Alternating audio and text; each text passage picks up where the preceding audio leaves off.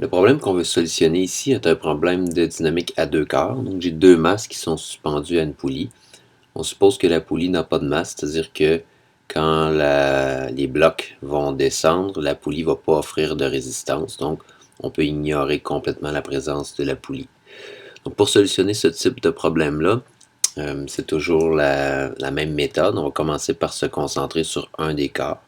Je pourrais par exemple appeler le corps ici le corps 1 et l'autre mon corps 2. Et je vais commencer mon problème en me concentrant sur le corps 1.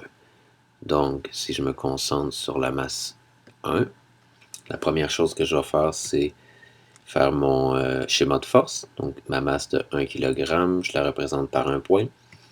Et je me questionne sur les forces qui viennent agir sur cette masse-là.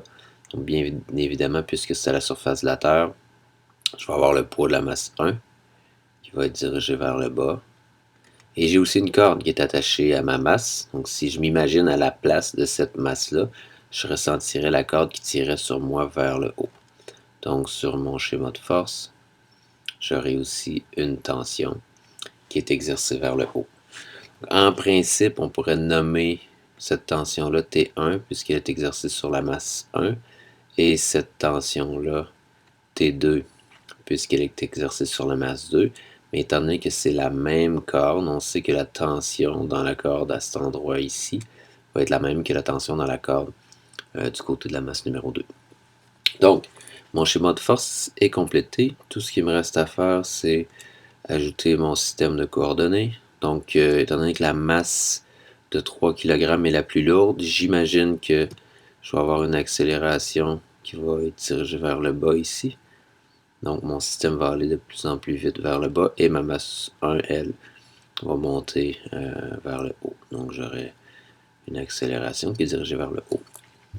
Donc puisque je me concentre sur la masse 1, je vais choisir un système de coordonnées avec mon axe qui pointe dans le sens de l'accélération. On va mettre mon axe des Y comme ça et mon axe des X qui serait horizontal comme ça.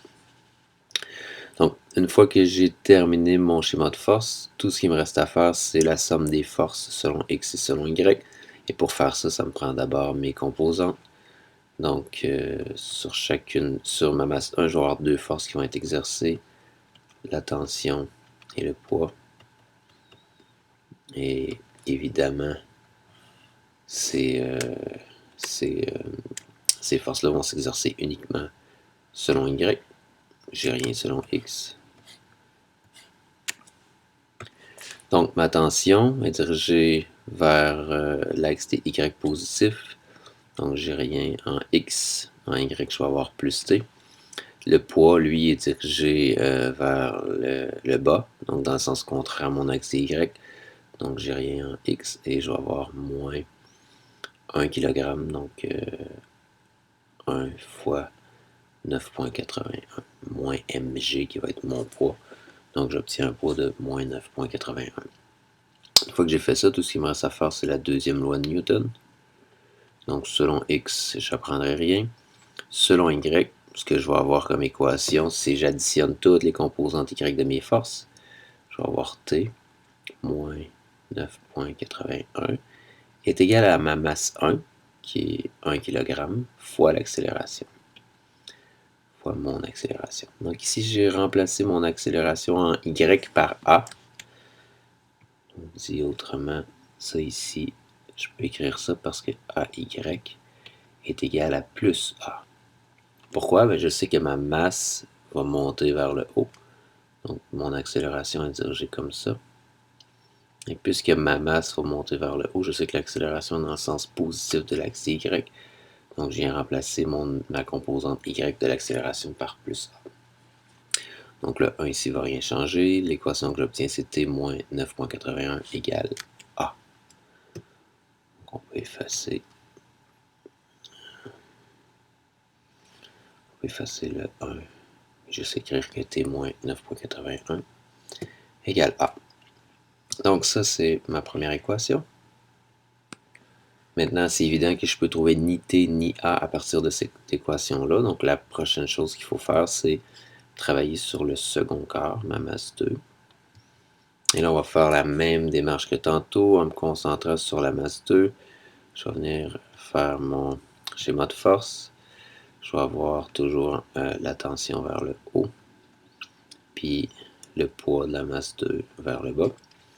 Je vais encore prendre un système de coordonnées qui est vertical, mais dans ce cas-ci, je vais mettre mon axe dy vers le bas parce que je sais que l'accélération de ma masse est dirigée vers le bas.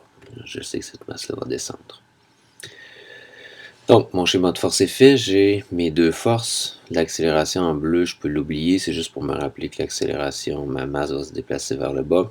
J'ai mon système de coordonnées. Je peux aller chercher les composantes X et Y de chacune des forces. Encore une fois, X ne va pas être très intéressant puisque tout ce que j'ai se passe selon Y.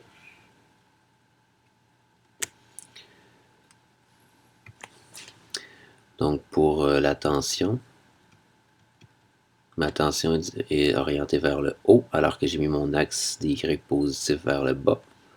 Donc, j'ai rien en X et je vais avoir moins T puisque ma tension pointe dans le sens contraire à mon axe dy positif.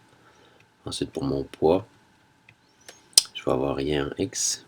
Tout mon poids est orienté dans le même sens que mon axe dy.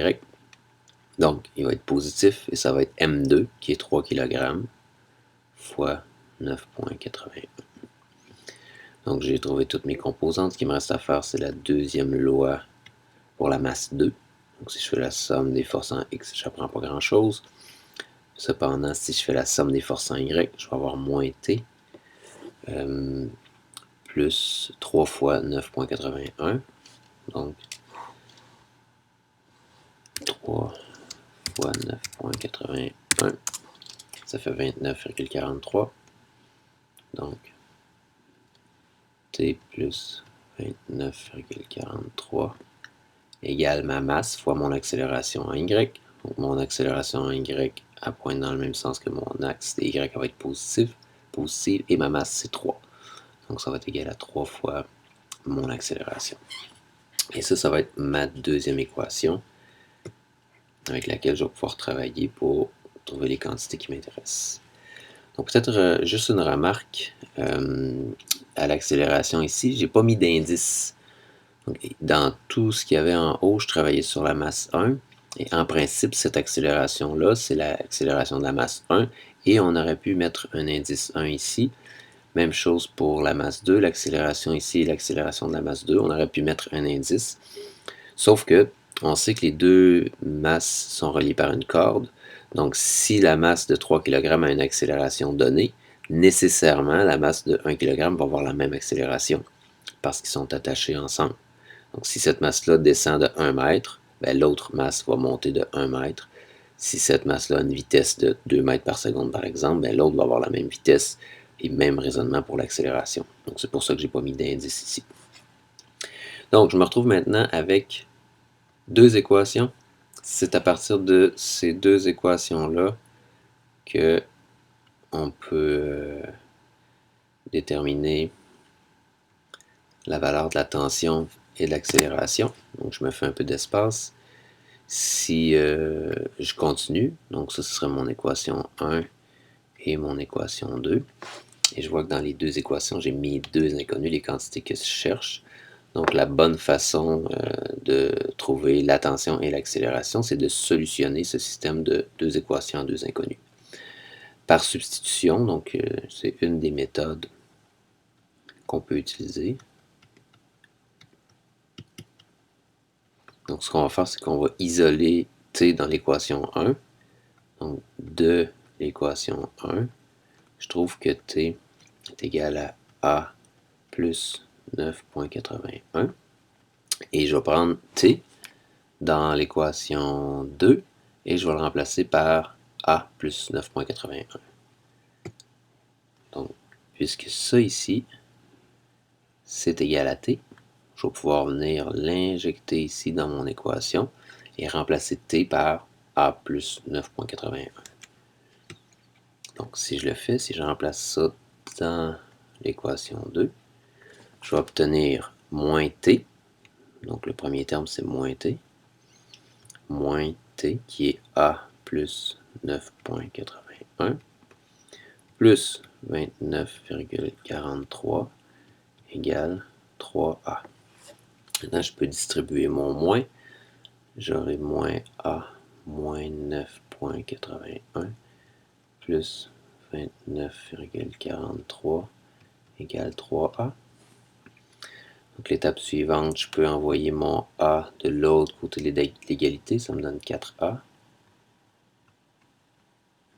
Donc, j'ai réglé le cas du moins A et du 3A. Ce qui me reste ensuite de l'autre côté de l'égalité, c'est faire 29,43 moins 9,81. Donc, moins 9,81. Et on trouve 19,62. Donc, il y en aurait 19,62 égale 4A. Et la dernière étape, c'est de trouver A. Donc, A va être 19,62 divisé par 4. Qui me donne 4,91